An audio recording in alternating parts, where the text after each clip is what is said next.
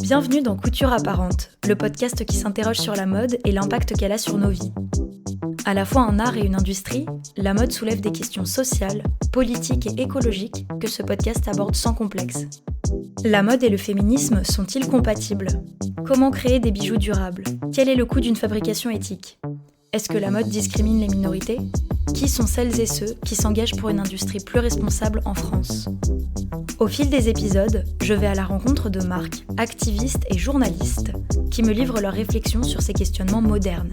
Couture apparente tente d'esquisser les contours d'une mode tournée vers le futur, une mode qui incarne une vision inclusive, engagée et responsable.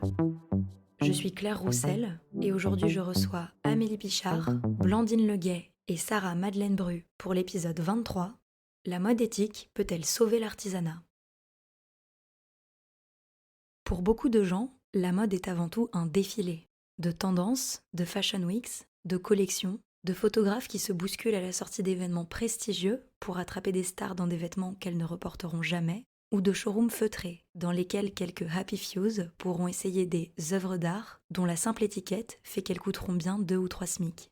Ou alors, c'est un scrolling infini sur un site où toutes les dernières micro-trends sont à portée de clic, à recevoir en 2 jours dans un sac en plastique, à déverser sur le sol de son salon et à renvoyer, jeter, entasser, sans arrière-pensée quand elles nous auront lassés.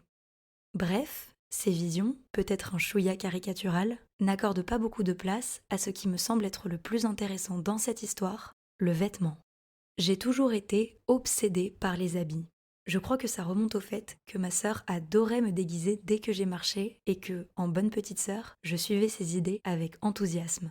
Bien avant que les tendances et leur dictature n'entrent dans ma tête, je m'attachais profondément à des pièces qui reflétaient mes humeurs, mes envies, qui je voulais être. Je crois que les seules grosses disputes avec mes parents sont arrivées quand ils voulaient modifier la tenue que j'avais choisie pour ma journée. Et ils ont très vite baissé les bras face à mon obstination acharnée. Tout ça pour vous dire que j'aime profondément le vêtement, et que c'est en grande partie pour ça que je me suis dirigée vers la mode. Mais j'ai découvert qu'au-delà de sa valeur identitaire, il avait aussi une valeur de fabrication, qu'il racontait l'histoire de ceux, et surtout celles, qui avaient donné leur énergie et leur créativité pour le faire exister. Et que malheureusement, une bonne partie de l'industrie n'en avait rien à faire d'honorer ces récits. Surtout quand il révèle à quel point elle se fiche des pièces qu'elle produit à l'infini tant qu'elles lui rapportent de l'argent. Pourtant, si vous en avez déjà eu entre les mains, vous savez à quel point c'est émouvant de sentir une matière précieuse sur votre peau, parfaitement taillée dans une coupe unique, mais qui pourrait s'inscrire dans votre style sur le long terme, agrémentée de détails que vous allez apprendre par cœur et savourer à chaque fois que vous les portez. Et vous savez la satisfaction de savoir qui a réalisé cet exploit, que ces personnes ont mis de la joie et du soin dans cette création et qu'elles vont bien manger ce soir car elles ont été payées correctement. Vous l'avez compris, aujourd'hui on va parler de mode et d'artisanat. Ça ne concerne pas forcément des vêtements de luxe, même si certaines marques célèbres le font très bien et d'autres pas du tout. Évidemment, le prix des vêtements artisanaux reste assez élevé, mais souvent moins que le luxe. Et vous ne payez pas pour le marketing, un logo usé ou une marge démultipliée. Vous payez pour le vêtement. Bien sûr, les temps sont plus que durs économiquement, et la majorité de la population n'a pas les moyens ou doit économiser pour s'en offrir.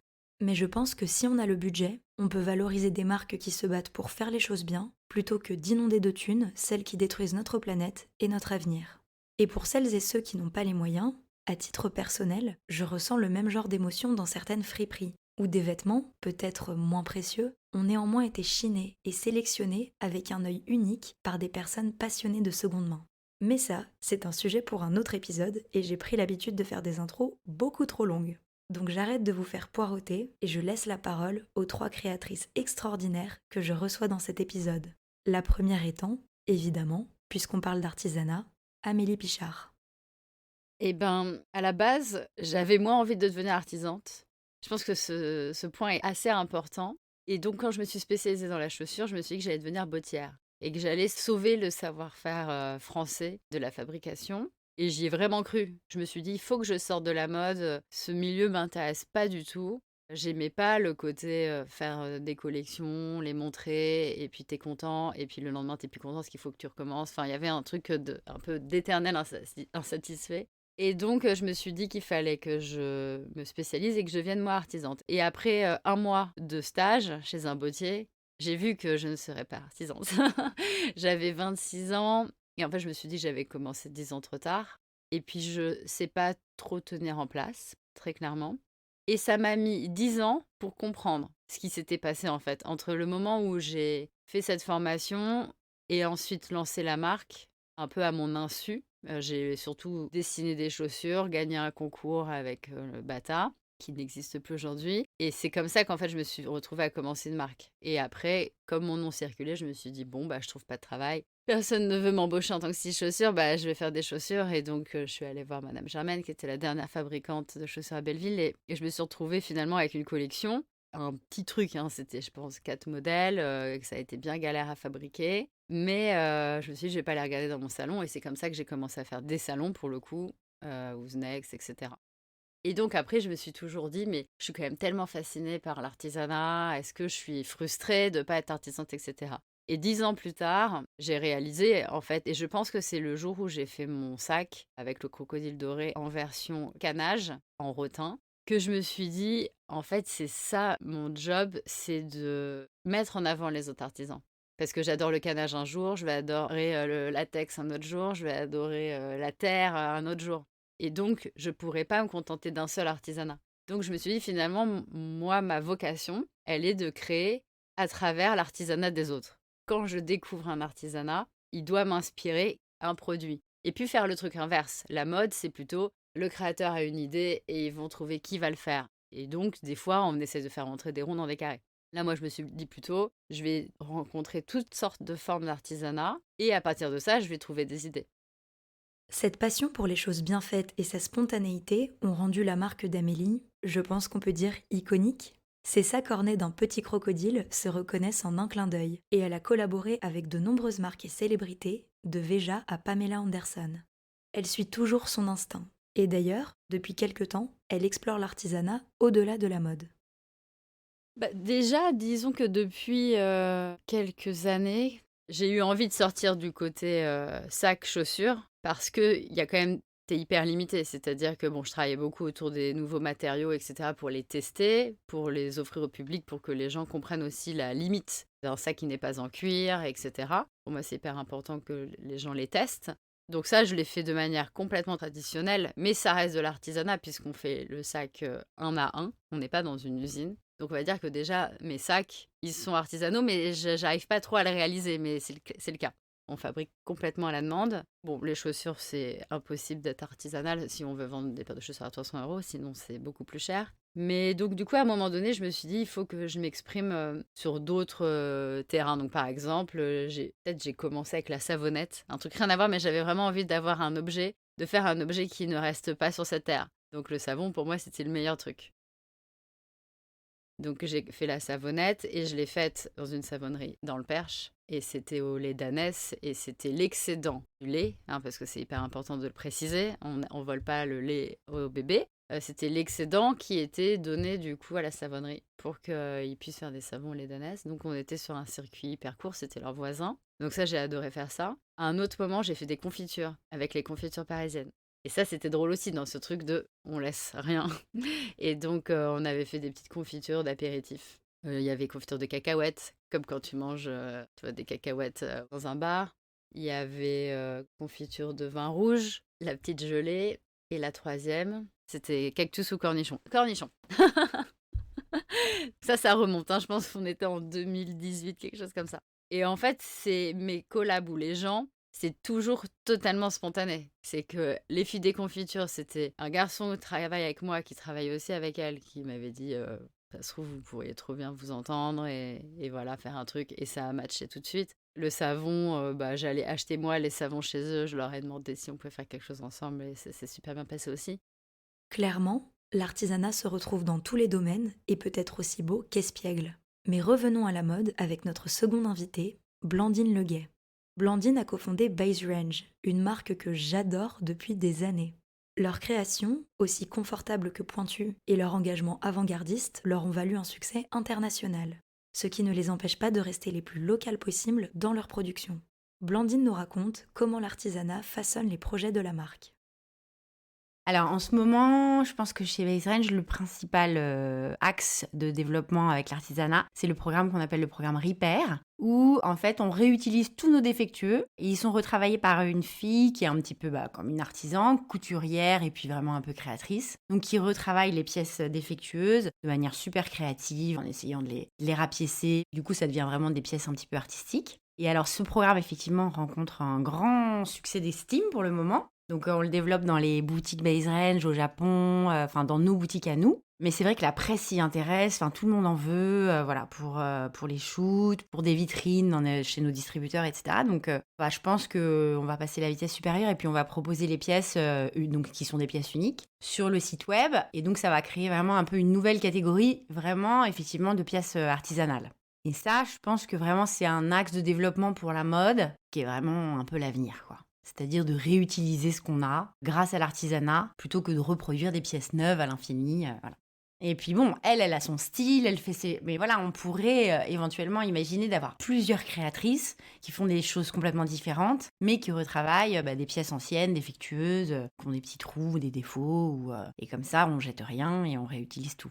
Donc ça, c'est vraiment notre programme du moment, qui est vraiment en plein dans ses débuts, mais qui va beaucoup, je pense, se développer. Et puis sinon, on a... Alors, le truc, c'est qu'on travaille beaucoup avec des petites usines qui se rapprochent quand même parfois des artisans. Donc, si on prend la définition des artisans, j'ai entendu que c'était moins de 10 employés. Si on se fie à cette définition, on a une usine dans les Pyrénées qui nous fait toutes nos petites vestes en laine brossée. Eux, ils sont que 6, donc c'est vraiment un ancien atelier qui est resté comme ça dans son jus depuis toujours. Ils reçoivent des fils de laine, ils les tricotent, et après ils ont une machine qui brosse la laine, donc ça fait comme un peu une polaire de laine. Et donc à la base, c'était un atelier qui faisait des robes de chambre un peu de mamie, en espèce de laine brossée comme ça, super moelleuse. Et donc nous, on en fait des petites vestes et des manteaux et tout ça. Et ça marche super bien, et c'est vrai qu'on peut du coup comme ça recommander vraiment juste 2-3 pièces, parce que voilà, ils sont comme des artisans, ils sont super flexibles, c'est super.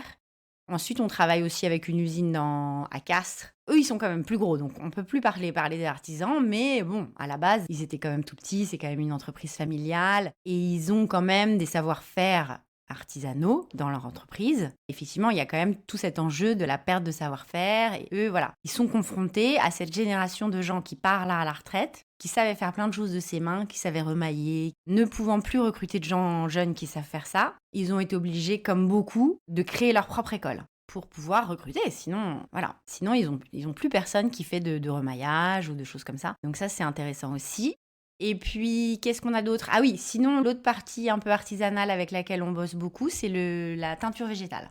On a fait beaucoup d'essais, on a travaillé avec des petits ateliers, avec des espèces de consultants en teinture végétale. L'été dernier, on a eu une grosse partie en bleu pastel, qui était fait donc dans un petit atelier dans le Tarn. On l'avait déjà fait il y a 5-6 ans, là on l'a refait avec la même dame. Après, on a travaillé aussi avec un atelier dans le nord de la France pour d'autres couleurs, où on a fait une capsule avec la marque Woodwood. Donc on a fait plein de couleurs naturelles. Et après, on a de la teinture végétale un peu plus industrielle en Turquie et au Portugal, mais ça aussi, c'est quand même une partie artisanale intéressante.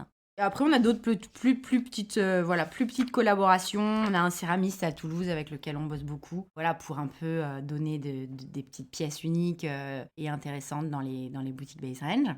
Pour Amélie Pichard aussi, on avait fait des pièces avec de la broderie. Donc j'avais trouvé une fille dans le Lot qui faisait des surpiqûres à la main. Une autre fois, il y a plus longtemps, on avait travaillé avec une artiste qui faisait des pièces en petit élastique tricoté. C'était hyper beau. Peut-être qu'on avait fait un peu trop tôt, du coup c'était très cher, alors par rapport au reste, voilà. Mais je pense que plus on grossit, plus on a de trafic sur le site, etc.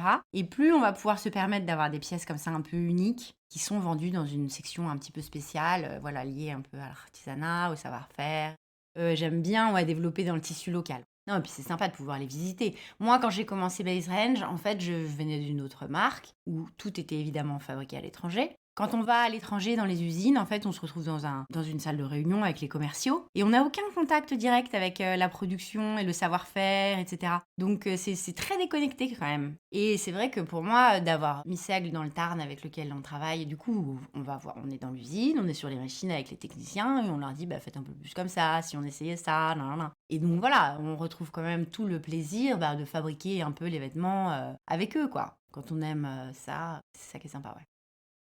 Vous l'aurez compris, les invités du jour sont des passionnés, prêts à chercher pendant des mois les personnes avec qui créer du lien et collaborer pour donner naissance à une mode qui a du sens. Notre troisième invitée est carrément amie avec beaucoup de ses collaborateurs. Sarah Madeleine Bru est une jeune créatrice dont la marque éponyme propose des bijoux et objets artisanaux. Je dois dire que j'ai halluciné en découvrant l'une de ses créations. Une bague en or qui suit les os autour du doigt, sertie de diamants microscopiques qui reproduisent, à son extrémité, de l'écume. Je vous laisse découvrir son attachement au savoir-faire. Pour moi, c'était évident que je voulais travailler avec les artisans. Et de toute façon, le bijou et la joaillerie, partout dans le monde, il y a le travail de la main et des artisans.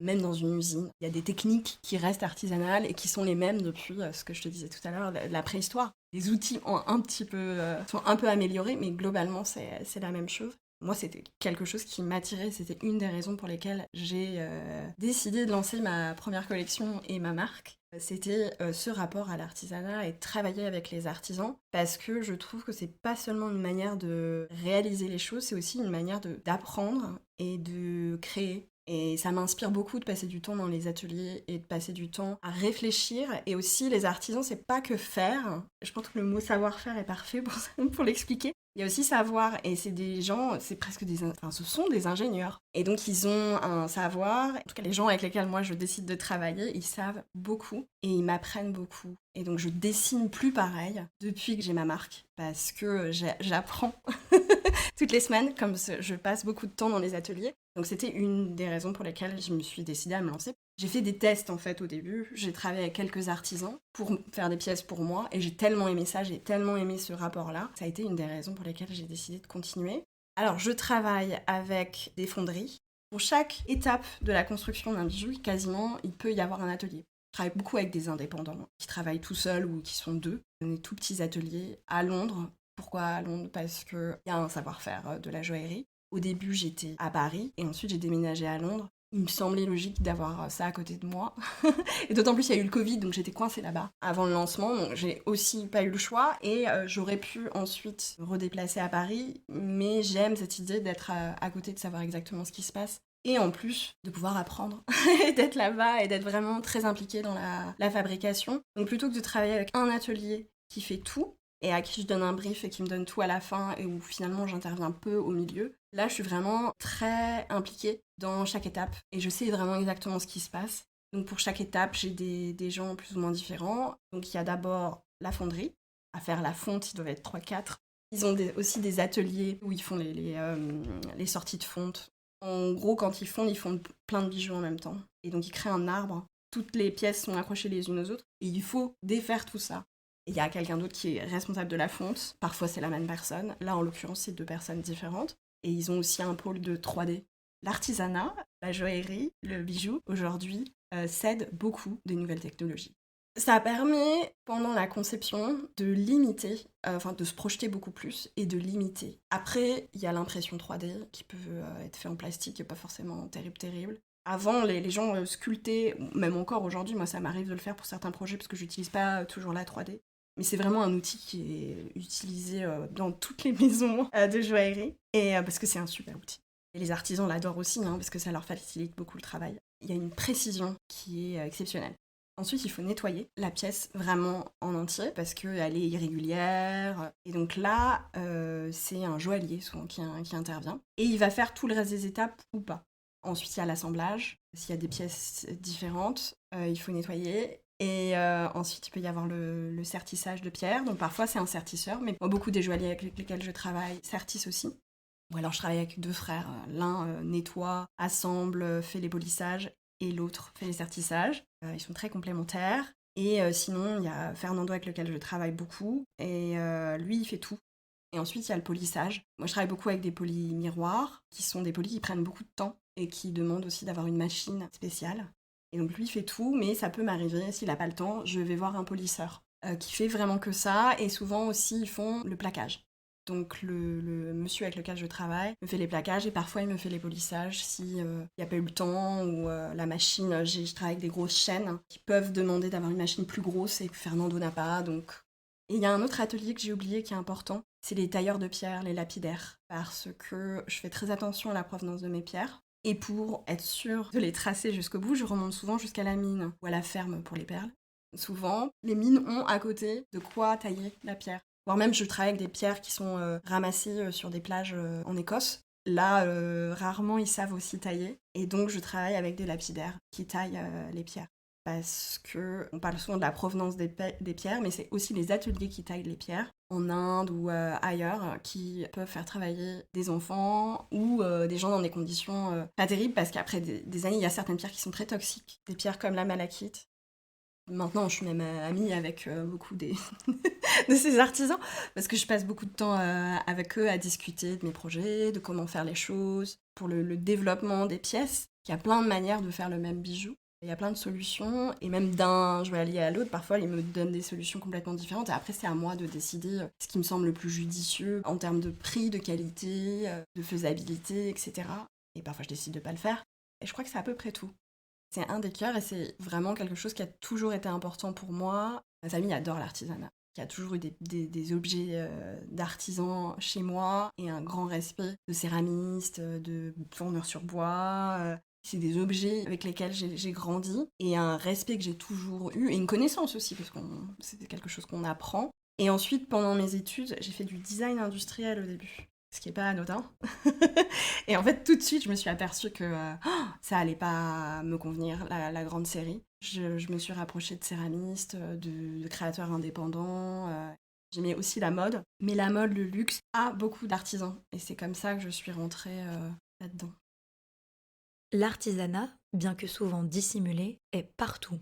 Chaque culture, chaque région recèle de trésors d'inventivité qui sont rarement aussi valorisés qu'ils le méritent. C'est valable pour la France, mais aussi pour n'importe quel pays, comme l'a découvert Amélie. Du coup, j'ai pas fabriqué toutes mes chaussures en France, mais à un moment donné, j'ai fait les espadrilles en France, j'ai fait les méduses en France, j'ai fait des sabots en France. Tous ceux qui avaient vraiment des spécialités bien particulières, avec qui j'ai pu le faire. Mais après, à un moment donné, je me suis dit, il n'y a pas qu'en France que les savoir-faire s'évanouissent dans la nature et se perdent. Donc, je me suis dit, moi, il faut que j'aille n'importe où il y a un savoir-faire qui m'intéresse. Et c'est ce qui m'a amenée aux Philippines. Et là, mais quand je suis arrivée aux Philippines, je me suis dit, mais quel bonheur! Parce que ça n'a rien à voir avec la Chine qui s'est surindustrialisée. Les Philippines ne se sont jamais industrialisées et ils ont gardé tous les savoir-faire. Et donc avec eux, j'ai pu faire un truc que je n'aurais pu jamais faire nulle part. J'ai fait ma baguette, ma clutch en forme de baguette qui était en bois d'acacia parce que là-bas c'est l'acacia qui pousse. Donc j'ai pu faire ce produit improbable avec eux. Et pareil, en toute petite quantité, on a dû en faire 10, même pas. C'est complètement de la passion, puis c'est rencontrer des gens. Là, il y a un salon incroyable aux Philippines autour de tous les savoir-faire. Et je suis rentrée dans le salon et j'étais là, genre, mais c'est incroyable. Il y avait que des trucs que tu ne pourrais jamais trouver en France aujourd'hui. Toutes sortes de savoir-faire, de matériaux improbables. Et c'est là-bas que j'ai pu faire du coup mes sacs en rotin. Cette histoire, elle est hyper importante. Quand j'ai eu cette idée de sac en rotin aussi, je me suis dit, parce qu'à l'origine, je voulais être quand même rempailleuse de chaises quand j'en avais marre de la mode. Donc il était obligé qu'à un moment donné, je fasse quelque chose en canage ou quelque chose comme ça. Donc j'avais envie de faire ce sac en canage. Et on m'avait conseillé quelqu'un en Italie. Et quand je suis allée voir cet atelier qui m'avait fait un proto qui était clairement magnifique, mais que j'ai vu ces Italiens en blouse blanche dans un laboratoire en train de tisser du rotin qui venait même pas d'Italie et dont c'était pas leur savoir-faire premier non plus, je me suis dit, il y a un truc qui tourne pas rond. Et évidemment, ils faisaient les sacs pour Dolce & Gabbana et tout le monde. Mais je me disais, ça manque de sens. Et donc, j'ai pas voulu poursuivre avec eux. Et j'ai cherché quel était le pays dont c'était le vrai savoir-faire. Et donc, c'est ça qui m'a amené, du coup, c'est d'ailleurs une créatrice qui s'appelle Lucy Folk qui m'avait conseillé les Philippines et cet atelier-là. Ça, c'est génial aussi, quand entre créatifs, on se partage les savoir-faire, c'est extrêmement rare. Hein. Et donc, du coup, quand je suis allée aux Philippines, donc pour participer à ce salon, voir cette usine, rencontrer celle qui faisait le bois aussi, et que je suis rentrée dans cet atelier familial, aujourd'hui tenu par une femme, lesbienne, enfin c'est quand même beaucoup aux Philippines. Et en fait, je me suis dit, bah voilà, c'était là que je vais faire cet objet en fait. Et donc, le rotin venait évidemment du pays, etc. Donc voilà, mon objectif, c'est juste de me dire, où je vois un savoir-faire, peu importe où il est, je vais essayer de faire quelque chose pour le mettre en lumière. C'est vraiment mon objectif. Parce que finalement, on vend très peu. Déjà, de base, on vend très peu, mais sur les objets artisanaux, et en plus, ils sont chers. Après, les sacs en rotin, c'était ce que j'ai jamais vendu le plus cher. On les vendait à 1 000 €. Et pour moi, c'était genre énorme. Et on les a quand même tous vendus. Et évidemment, on avait des critiques, c'était quoi 1 000 € alors que c'est les Philippins? Comme si les Philippins, on les payait pas, enfin, comme si je les payais pas. Et on en fait 10, encore une fois. Et bah, du coup, forcément, ça nous coûte cher parce qu'on fait pas d'industrie, en fait. Et en fait, les gens font des amalgames tout le temps, en fait, sur tous les savoir-faire, les matériaux, etc.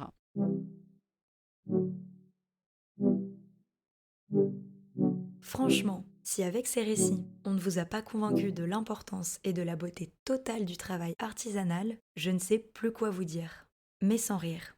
Vous vous en doutez, tout ceci vient avec son lot, voire sa montagne de difficultés. Car nous ne sommes pas dans une économie qui encourage les choses faites lentement et avec attention, mais celle qui se consomme vite et bien, ou plutôt mal, pour provoquer une consommation frénétique, jamais tout à fait satisfaite. Dans ce contexte, vouloir faire de la mode éthique et de l'artisanat, c'est devoir s'accrocher. Amélie l'a vécu à de nombreuses reprises, que ça soit pour créer des chaussures ou un bol breton.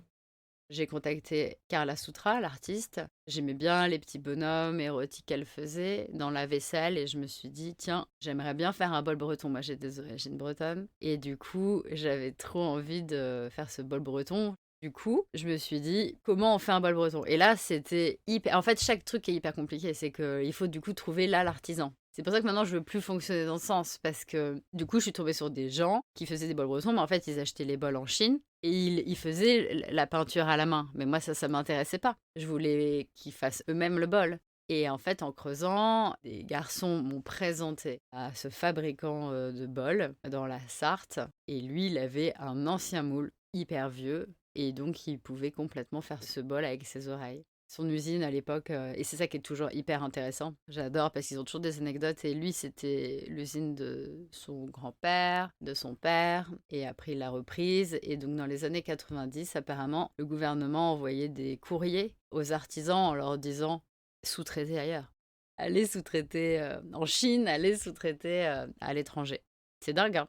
Du coup, ce qui a fait qu'au début, lui, il voulait pas, mais après, les charges salariales, etc. ont explosé, donc du coup, il n'arrivait plus à tenir. Et donc, il devait peut-être avoir, je sais pas, une trentaine de salariés. Aujourd'hui, il n'en a plus qu'une. Et donc, il y fait lui-même toute la partie poterie ou céramique, et sa décoratrice, qui partait à la retraite, quand même, a fait les bols, donc on a eu chaud, qui du coup dessine tout et fait tout à la main.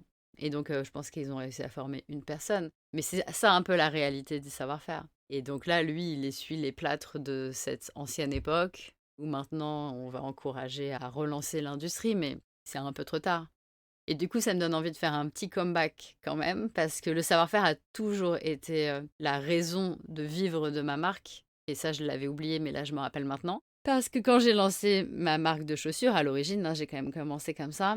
Mon but était donc de sauver le savoir-faire français, parce que je savais que à Romans, dans la Drôme, ou à Cholet, en Vendée, enfin en Loire-Atlantique, il y avait les berceaux de la chaussure.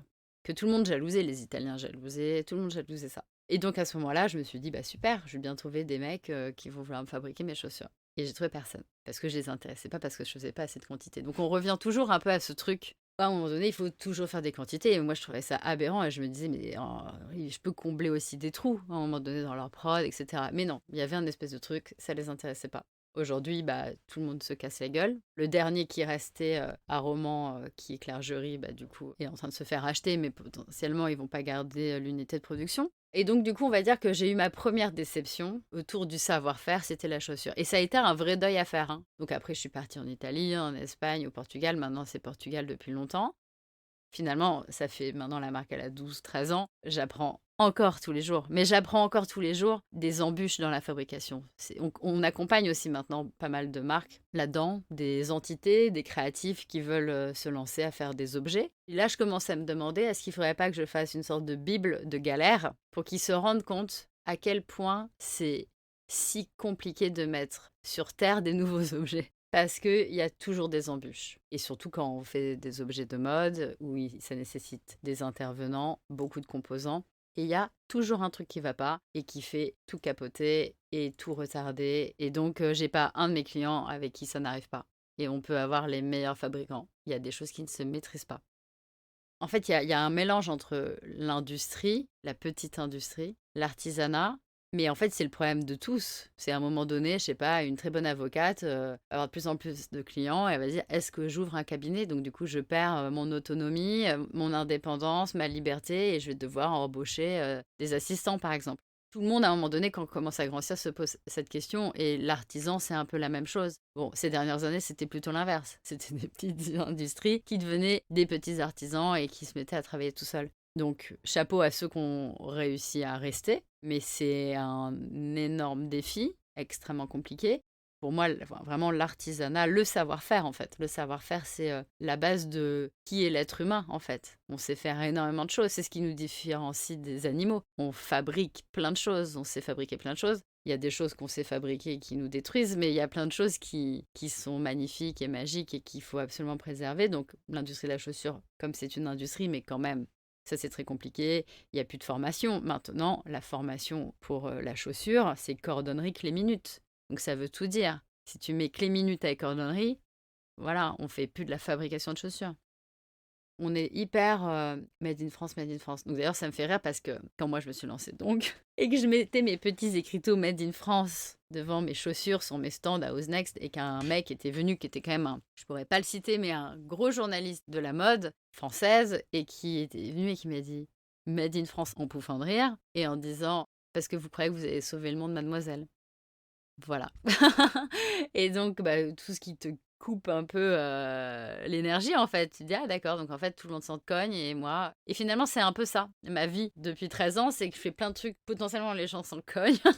Mais la majorité, on va dire, mais heureusement, il y en a à qui ça parle. Et donc, c'est rien que pour ça. Et puis, à moi, ça me parle aussi. Donc, c'est quand même très important.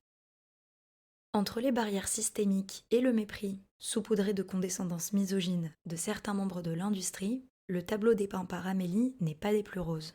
De son côté, Blandine déplore également les effets de la délocalisation, le manque de valorisation des artisans et un système économique qui n'aide personne. Non, alors c'est sûr qu'avec toute la délocalisation qu'on a eue, on a complètement perdu l'habitude de servir de notre artisanat et de nos savoir-faire en France. Toutes les marques un peu niches y reviennent, mais les gros n'ont pas du tout l'habitude, sont pas du tout organisés pour ça. Alors il y a quand même les gros qui ont racheté des ateliers, je pense à Hermès, etc., qui ont racheté des ateliers, donc qui ont quand même préservé des savoir-faire, de plumes, de broderies, etc., etc. Mais je pense qu'en fait, il se passe quelque chose, c'est qu'on a cette génération qui a grandi dans les années 50-60, qui savait faire plein de choses de leurs mains, et qui arrive toute là à la période de la retraite. Et donc là, il y a quand même, je pense, un vrai enjeu de prendre le relais, et effectivement de jeunes qui peuvent se lancer sur des trucs de niche, mais qui ont quand même, à mon avis, un bel avenir. J'ai l'impression que ça l'est beaucoup plus aujourd'hui. Enfin, vraiment, j'ai l'impression que ça redevient quand même quelque chose que les gens trouvent cool. Beaucoup, beaucoup plus qu'il y a 10-20 ans. Alors là où vraiment personne ne s'y intéressait. C'était complètement passé de mode, quoi. Donc là, je pense quand même qu'on y revient. Il y a beaucoup, beaucoup de gens aussi qui ont des métiers qui les emmerdent, qui trouvent avec une perte de sens complète. Ces gens-là ont quand même tendance à se tourner vers l'artisanat. Après, je pense qu'il y a un gros enjeu d'organisation de toute cette partie de la société. Pour l'instant, les artisans, ils sont un petit peu cachés, chacun dans leur coin. C'est pas du tout organisé, centralisé. Et si par exemple une marque veut trouver quelqu'un qui fait du plissé à la main ou de la teinture végétale à la main, vraiment, il faut s'accrocher parce qu'il n'y a rien, à part Google. On n'a pas beaucoup, ou alors je suis mal renseignée, mais il n'y a pas trop d'annuaires généralisés des artisans, où en B2B, on puisse trouver des gens qui savent faire ci, ça, et puis qui puissent du coup aider les marques ou les entreprises à développer des capsules ou des nouvelles gammes de produits avec eux, quoi. J'ai souvent envie de développer des choses, mais effectivement, j'ai du mal à trouver les gens. Par exemple, pour la teinture végétale, c'est quand même un boulot de recherche quand même vraiment important. Il y a quelque chose à faire, peut-être au niveau des organisations, pour mieux organiser les artisans, qu'on puisse les trouver plus facilement, qu'on puisse trouver les savoir-faire plus facilement. Oui, il y a une question de prix. Et puis, moi, en tant que marque de vêtements, je suis quand même dans un système avec du wholesale et du retail, donc en fait, où on est pris dans un système de double marge. Si on applique cette double marge à des produits d'artisanat, ça marche pas. C'est sûr que ça marche pas. Le modèle économique marche pas. Donc en fait, il faut pouvoir, je pense, avoir une petite partie où on marge pas comme ça, où on fait pas de B2B et où on vend en direct les produits d'artisanat qu'on développe. Je pense que c'est ça la solution. Des entreprises comme Missègle ou l'Atelier Tuffry, qui fabriquent en France avec des tissus, des fils français, etc., ils s'en sortent économiquement parce qu'ils vendent en direct et que du coup, ils évitent ce système de double marge. Donc je pense que nous, marques, qui sommes un petit peu bloqués dans ce modèle économique, il faut avoir des gammes à part pour pouvoir valoriser l'artisanat sans être obligé de gonfler les prix avec cette histoire de double marge. Voilà. Les difficultés économiques génèrent une pression qui pèse sur les marques, qui la transfèrent parfois sur leurs collaborateurs. Sarah aussi a pu le constater. J'ai même vu des clients, j'étais pas juste à côté, mais j'entendais au loin, dans l'atelier, un client qui s'énervait parce qu'il trouvait que le prix était pas assez bas. Moi, je négocie assez peu les prix parce que je sais que quand je leur fais confiance, je sais qu'ils vont pas. C'est pas une véritable négociation, on se parle réellement de manière transparente de quelle est ma situation aujourd'hui. Et je vais plutôt leur dire comment on peut faire pour techniquement arriver à ce prix-là. Et parfois, il n'y a pas besoin de leur demander de baisser leur prix. Il suffit juste de repenser à comment sont faites les choses. Mais c'est parce que j'y vais tout le temps que je peux faire ça aussi. Et donc, j'ai pas besoin de trop négocier. Et puis, j'aime pas cette idée-là non plus. Si je sais que je travaille avec des gens honnêtes, j'ai pas envie de leur mettre une pression monstre pour qu'ils baissent leur prix. Les gens avec lesquels moi je choisis de travailler sont tellement gentils, quand ils peuvent, ils me font des fleurs. Et c'est régulièrement, vraiment. Parce qu'ils savent que je suis une petite marque, qu'ils ont des clients plus gros et ils peuvent se le permettre. Mais parce que je les pressurise pas sur le... Finalement, c'est une sorte de relation vertueuse.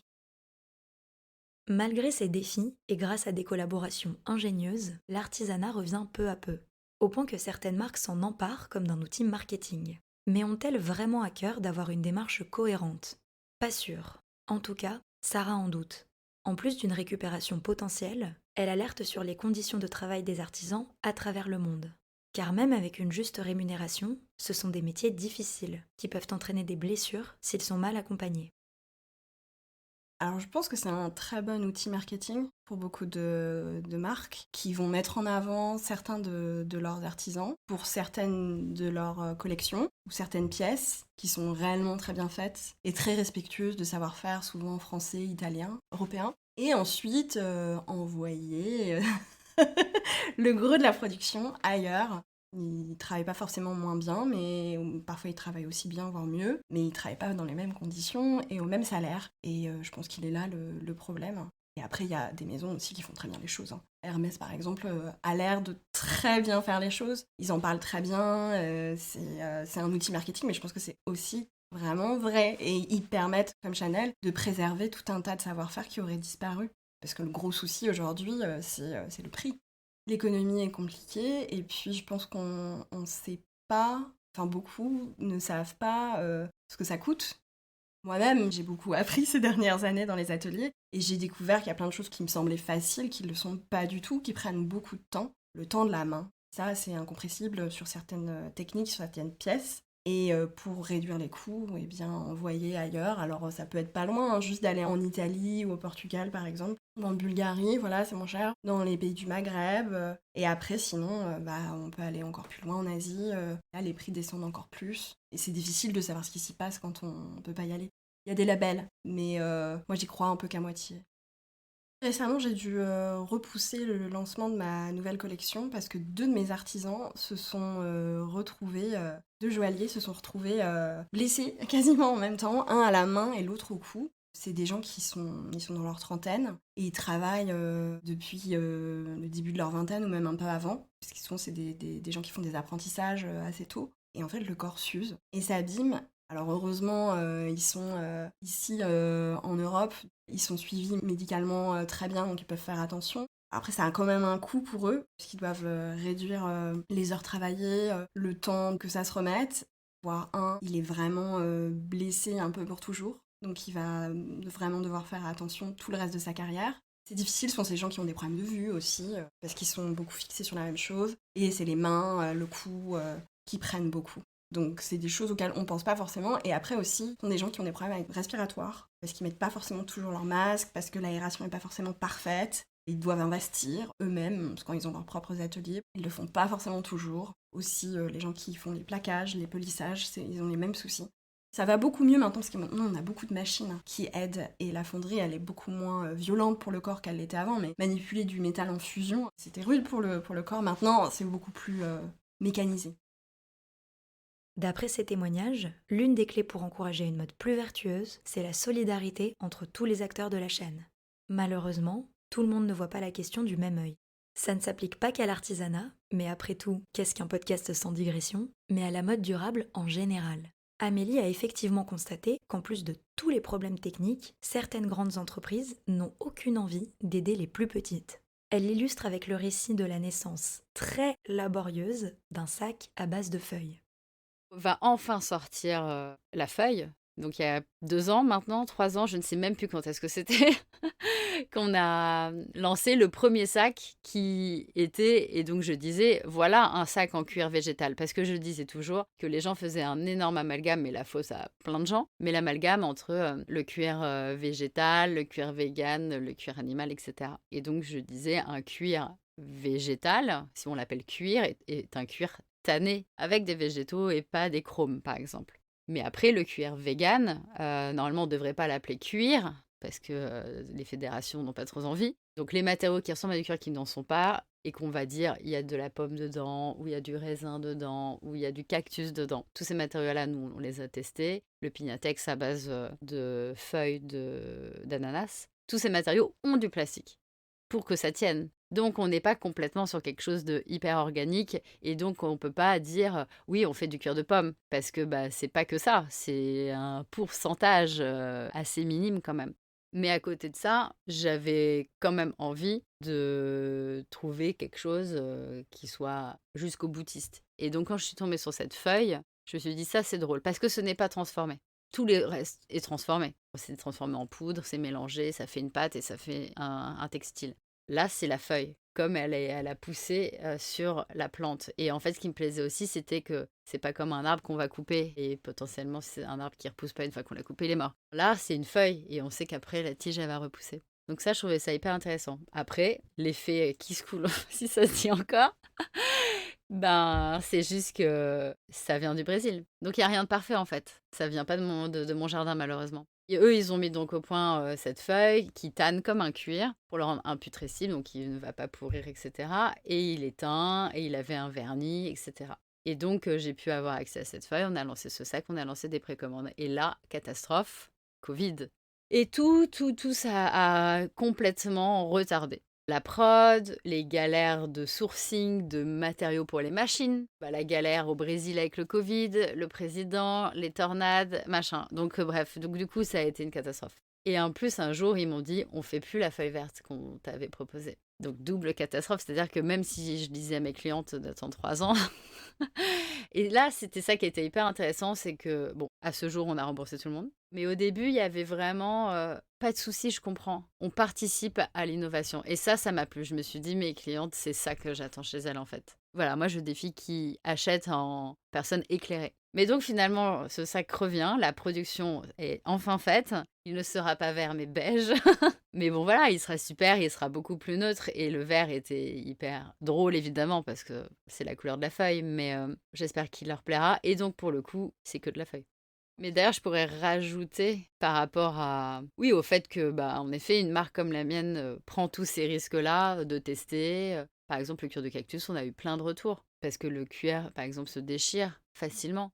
Et en fait, c'est vrai que c'est hyper grave que ce soit nous. Finalement, on rembourse. Alors qu'on est là pour montrer en fait ce qui est possible à des personnes qui ont envie de ça. Donc je ne sais pas en quelle mesure on est vraiment une sorte de laboratoire. Mais après, l'autre côté qui est quand même hyper compliqué dans tout ce qui est innovation, de plus en plus de groupes veulent avoir accès à l'innovation en premier, avoir inventé le meilleur matériau, etc. Tous parlent du matériau. Kering qui vont parler du champignon, comme quoi c'était merveilleux. Aujourd'hui, moi, je ne peux pas avoir accès à ce champignon, à ce matériau issu de champignons qui ressemble à du cuir. Ils se le gardent dans leur marque, etc.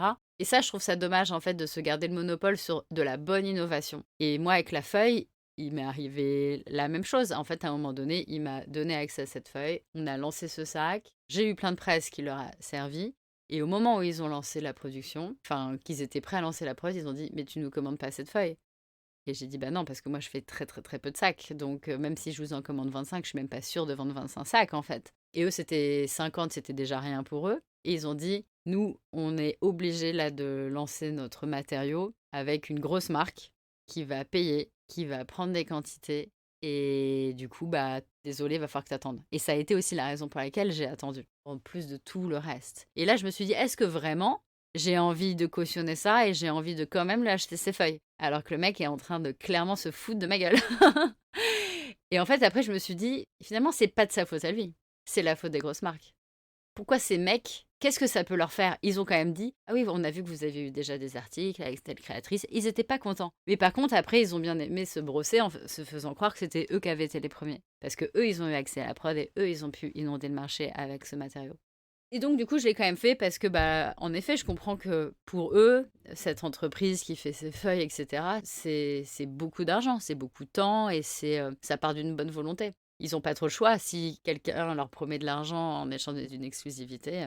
Donc, finalement, je leur jette pas trop la pierre à eux, mais aux autres, évidemment, ça, j'ai la dent dure contre ça, c'est clair.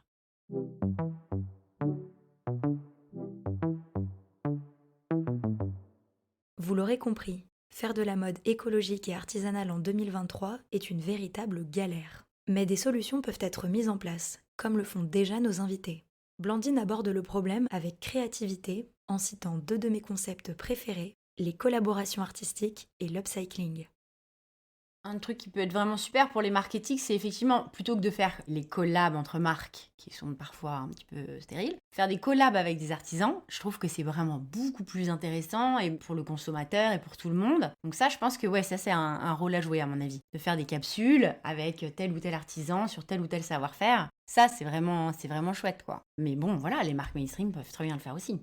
Je me disais justement que s'il y avait une meilleure répertoriation des artisans, je pense que aussi le tourisme, les visites dans les ateliers, etc. pourraient beaucoup plus se développer. Et les gens réapprendraient à connaître le mode de fabrication de tel ou tel truc et puis arrêteraient de systématiquement aller les acheter dans les grandes chaînes de distribution. Alors qu'il y a des artisans juste à côté de chez eux qui en font de petites choses de la vie courante, qui pourraient très bien être fabriquées dans la rue d'à côté. On achèterait peut-être moins parce que ça coûterait peut-être un peu plus cher, mais à la fois, encore une fois, quand c'est vendu en direct et qu'il n'y a pas la double, triple marge, ça peut très bien valoir le coup. C'est vraiment un grand plaisir quand même d'acheter une pièce qui a été fabriquée à la main à côté de chez soi. Et je pense que les gens ont vraiment un peu perdu, mais à mon avis, ne demandent que ça, de reconnaître mieux les artisans à côté de chez eux et de pouvoir leur acheter des pièces plutôt que d'aller dans les grandes chaînes qui font beaucoup de marketing, beaucoup de pubs. Mais voilà, plutôt que de payer pour le marketing et la pub, de payer pour l'artisan à côté de chez soi, c'est peut-être mieux. Non, et puis après, là maintenant, le grand avenir de la mode, c'est quand même l'upcycling. Et pour l'upcycling, en fait, il faut des artisans, des couturières un peu créatrices qui vont, avec leur créativité, leur savoir-faire de couturière, pouvoir réutiliser ces montagnes de textiles qu'on a à notre disposition, qu'on passe à l'ère de l'upcycling plutôt que de la production n'en plus finir. Donc je pense qu'au niveau vraiment mode, les écoles, elles ont quand même un tournant à prendre, de former leurs élèves à plus de technicité manuelle pour que beaucoup puissent s'orienter vers l'upcycling et la créativité à partir de pièces déjà existantes et non plus juste du design, du dessin sur Illustrator et puis des moodboards et voilà quoi. Pour Amélie aussi, il est essentiel de revaloriser les métiers manuels pour recréer des ponts entre les artisans et les créatifs de l'industrie et motiver la nouvelle génération. Moi, je pense que déjà, à la base, il y a des rencontres. Et en fait, j'ai l'impression que le Covid, etc., a un peu ouvert les esprits des artisans. Parce qu'il ne faut pas dire, évidemment, c'est dur pour les artisans, c'est une galère, mais beaucoup d'artisans aussi sont quand même assez fermés. Mais bon, pour plein de raisons qui leur sont totalement légitimes. Et donc, je pense que ça va passer par des rencontres. Et aussi, moi, je suis convaincue, on a longtemps comparé innovation, artisanat. Et moi, j'ai toujours dit, il faut faire ce pont. Il faut faire un pont. Il y a tellement de trucs incroyables qui peuvent se faire et se mélanger. En fait, le côté artisanat, en plus chez les jeunes, je pense qu'il y a un côté, c'est un peu poussiéreux, c'est un peu un truc de vieux. Alors qu'en fait, si les artisans s'ouvraient aux demandes et aux envies des jeunes, moi, un truc tout con, à un moment donné, je voulais faire des paniers en osier, mais couleurs. Donc des couleurs qui pètent, je sais pas, des trucs assez frais. Et en fait, je ne trouvais personne en France qui voulait faire la couleur. Et donc j'ai trouvé au Portugal un mec, ah ouais, pas de souci, en fait je vais le bomber, je vais faire je sais pas quoi, des trucs. Et on a pu vendre des paniers qui étaient trop cool après, en couleur. Mais c'était ouf que j'en trouve pas en France, de faire en couleur, parce que tout de suite ça leur faisait sortir de ce qu'ils connaissaient. Donc j'ai espoir que ce qui va sauver un peu l'artisanat, ça va être la nouvelle génération des artisans en fait. Au-delà des créatifs, ça va être que les artisans jeunes seront plus ouverts en fait. Parce qu'ils auront moins galéré et ils arrivent déjà de toute façon dans un métier qu'ils savent est compliqué, mais on le met quand même de plus en plus en avant. Ouais, moi, à ma génération, quand j'étais au collège et quand tu choisissais si tu allais en bac général ou CAP, BEP, c'était mais genre pour les cancres que d'aller faire un métier manuel. Ça, c'est terrible. Ce n'est pas vrai. Y a rien à voir. Et en fait, on a trop scindé la société en deux à cause de ça. C'était ah, t'es bon à rien, tu vas faire un métier manuel. Complètement dingue. Donc pour moi, l'origine du problème, elle est là. On n'a pas assez valorisé les êtres humains derrière leur savoir-faire dès le début. Je l'ai vu beaucoup avec mes usines de chaussures, qu'ils hallucinaient que je sache comment fabriquer des chaussures. Parce qu'ils étaient trop habitués à avoir des stylistes de grandes maisons parisiennes qui venaient et qui connaissaient rien. Et même qui se déplaçaient même pas aux usines. Ça, c'est hyper important et on le voit. Hein. C'est vrai que nous, pendant le Covid, du coup, on n'a plus du tout bougé aux usines. Et on a mis du temps à y retourner. Moi, quand j'étais enceinte, je voulais pas prendre l'avion. Bref, donc du coup, tout ça m'a pris du temps. Et c'est vrai que le contact humain, revoir ces artisans, c'est la base de tout, en fait. Parce que ça fédère quelque chose, on peut parler plus de produits, ça donne de l'âme aux produits qu'on veut faire, en fait, que l'artisan nous voit. Mon objectif, c'est ça, dès que je peux, c'est d'aller à la rencontre de l'artisan avec qui je vais travailler de toute façon, ça c'est obligé. Et donc du coup, si on les valorise et qu'on dit que tout va se décoincer et les gens vont s'ouvrir les uns aux autres, et donc quand ils verront un créatif, ils se diront pas encore un créatif qui part en tous les sens, qui gagne 10 fois plus que moi alors qu'il a 20 ans plus que moi, enfin j'en sais rien. On sait pas ce qui se passe dans la tête des gens, mais tout ça est très compliqué. Donc oui, j'espère que, vu qu'on met de plus en plus en avant les savoir-faire, que les jeunes seront de plus en plus charmés par ça et vont nous faire des trucs de dingue. Pour Sarah, la régularité, la localité et les petites productions sont la clé pour soutenir l'artisanat. Comme pour les solutions de Blandine et d'Amélie, ces objectifs ne l'empêchent en rien d'être créative, au contraire. Ça demanderait une vraie expertise. Moi, je peux parler que de ce que je fais. Moi, j'aime bien l'idée de ce que j'ai décidé de continuer à faire. J'aime l'idée de travailler. Je vais faire un petit peu moins d'argent et de vermeil et je vais plutôt faire de la joaillerie vraiment. Parce que j'aime l'idée de continuer à travailler avec des petits ateliers, des personnes en direct, dans des toutes petites quantités, enfin dans des plus petites quantités. J'aime cette idée-là.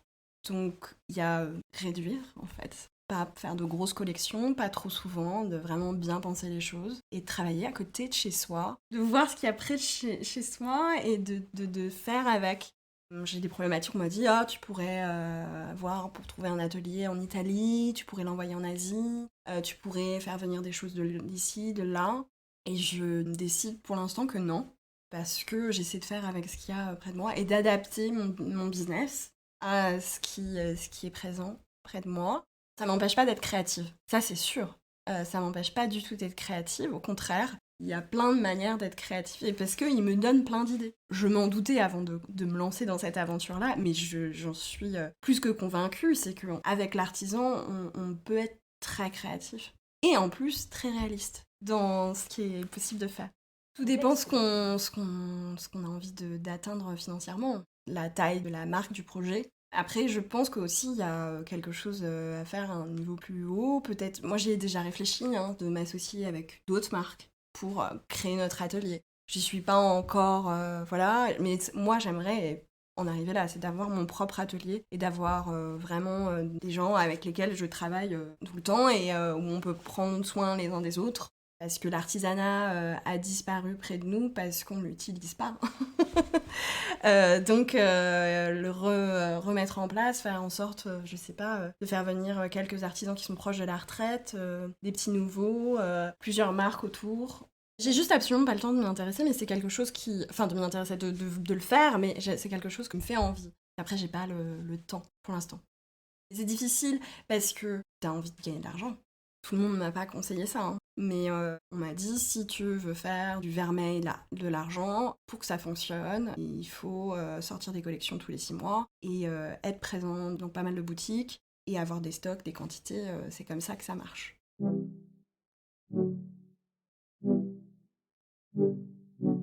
Collaborer avec humanité, sortir des clichés classistes et réducteurs, s'engager dans des productions réduites, traiter les ressources avec soin et les réutiliser au maximum. C'est juste moi ou toutes nos solutions proposent exactement l'inverse du fonctionnement capitaliste de l'industrie. Le programme que nous élaborons dans cet épisode est, vous l'avez bien vu, difficile à appliquer dans notre société actuelle. Mais tout de même, les choses avancent. La preuve, Amélie Pichard, Base Range ou Sarah Madeleine Bru n'existeraient pas si aucune amélioration n'était possible. Dans ce contexte délicat et contrasté, il est difficile de savoir de quoi sera fait l'avenir. Allons-nous valoriser durablement l'artisanat, continuer de nous gaver de fast fashion et de luxe mal produit, ou emprunter une route plus complexe ? Comme pour chaque fin d'épisode, nos invités nous partagent leurs projections pour le futur.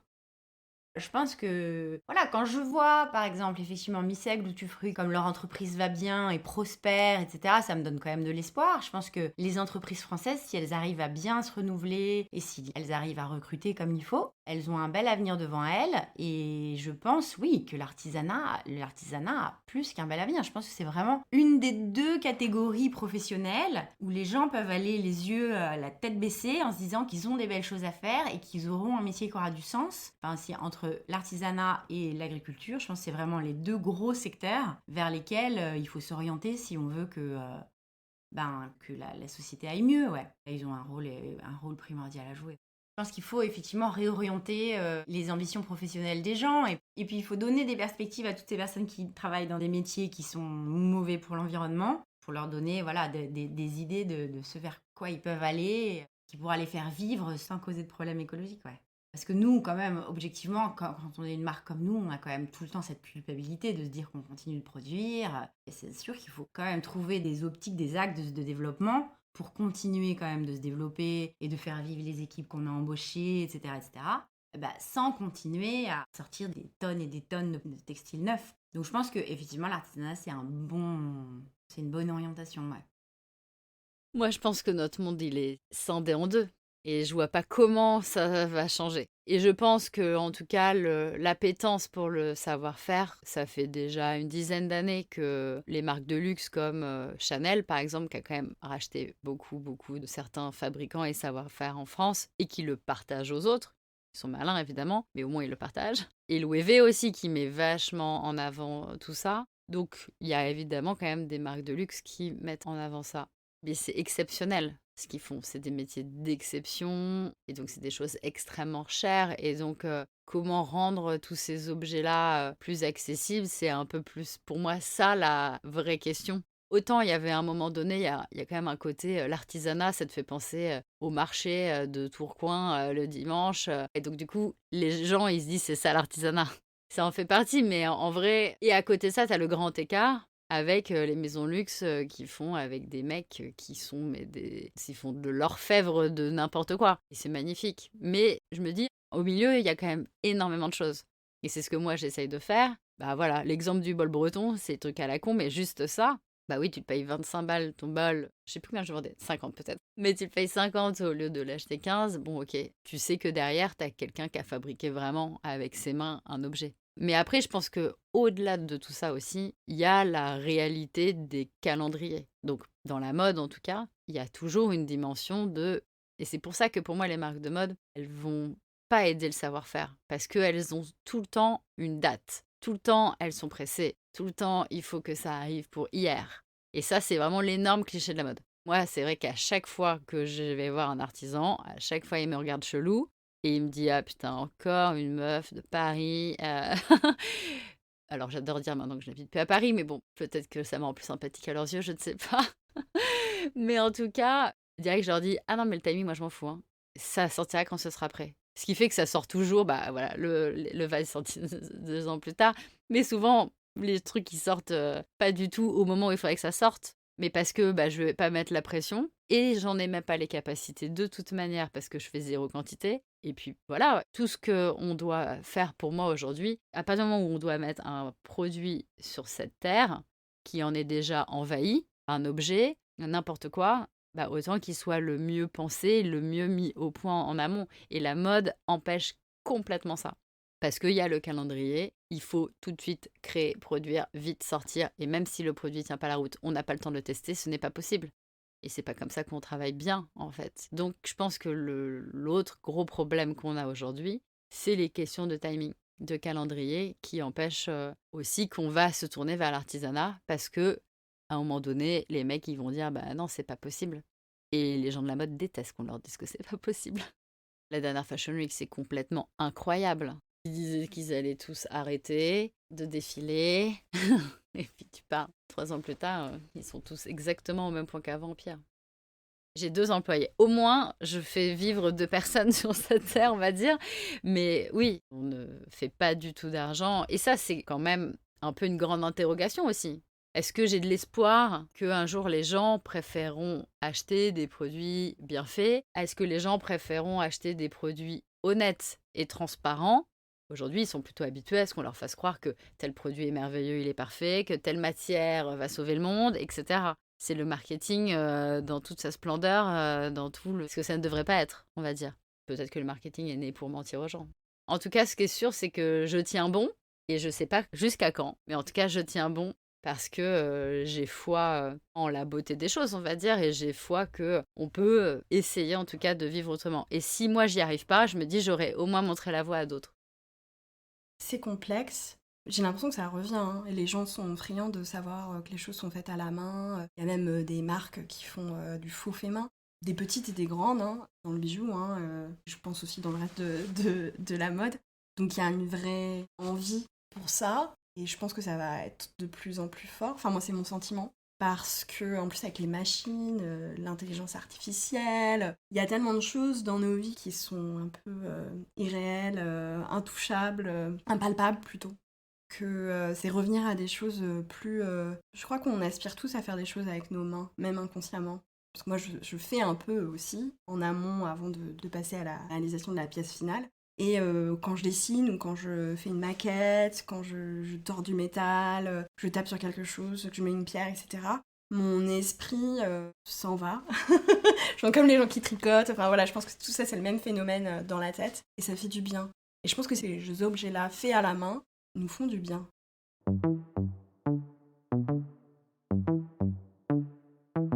Merci infiniment à Amélie, Blandine et Sarah d'avoir partagé leurs expertises et leurs espoirs. Pour soutenir une mode aussi belle qu'engagée, je vous conseille vivement de suivre leur travail. Retrouvez Amélie sur Instagram à Amélie Pichard et rendez-vous sur améliepichard.com pour admirer ses créations. Les projets de Blandine sont à retrouver sur Instagram à BaseRange, sur baserange.com et dans leur boutique au Danemark, au Japon, en Australie et en Corée du Sud. Enfin, retrouvez Sarah via le compte Sarah Madeleine Bru et savourez la délicatesse de ses bijoux sur sarahmadelenebru.com. Merci également à Such and Such d'avoir rendu cet épisode possible et à Telio Garfive pour la production de notre bande-son. Vous avez aimé l'épisode ? C'est le 23e de Couture Apparente et je suis ravie de le partager avec vous. Pour m'aider à faire connaître le projet, n'hésitez pas à lui mettre une très bonne note sur les applications d'écoute, à en parler à vos proches et à le partager sur les réseaux sociaux. Vous pouvez nous suivre sur Instagram à coutureapparente.podcast et vous inscrire à notre newsletter afin de recevoir directement les nouveaux épisodes. Tous les liens sont dans la description de l'épisode. Je vous remercie pour votre soutien et je vous donne rendez-vous le 21 novembre pour le 24e épisode de Couture Apparente.